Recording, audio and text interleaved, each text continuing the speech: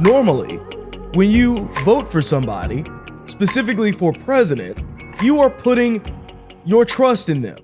You are trusting them with the country to have the highest power in the land. And oftentimes that usually comes with the fact that that person is going to have a lot of authority, a lot of power. And you're saying basically, I trust this person fully to be able to do that job and to do it well. Except for at least a decent amount of Democrats. They actually don't trust Biden at all. A new report is showing that Democrats don't want Biden to have full control of the nuclear weapons. Well, that's a bit odd. This is the guy that is all powerful, that they all believed in, correct? I mean, they chose him in the primaries. Why is it that they don't want him to have any control over nuclear weapons? Could it possibly be that Biden is mentally unfit and they know it?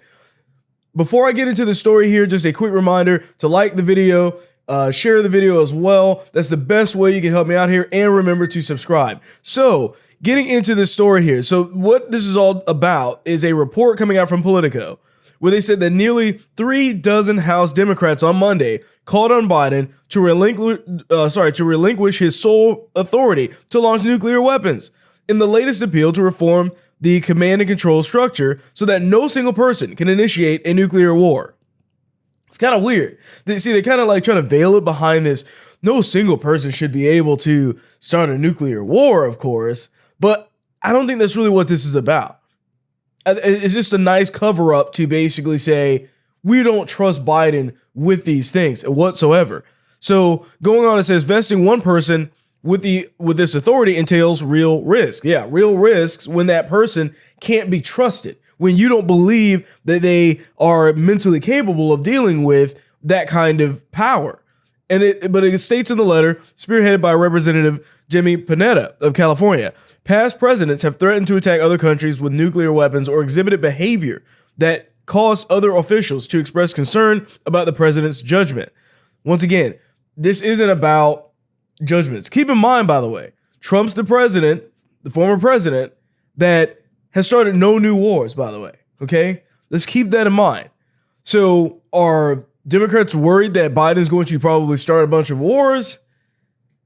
Or just like I said, or who knows? With his mental capability, who knows what he's going to choose to do next? While any president would presumably consult with advisors before ordering a nuclear attack, there is no requirement to do so, the letter adds.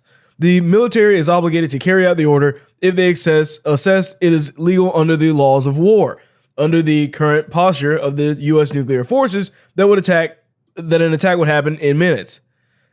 The thing is that they're trying to basically say Biden needs to go through all of these other people before he does anything. You know, this is kind of exactly what we predicted before Biden was actually in office.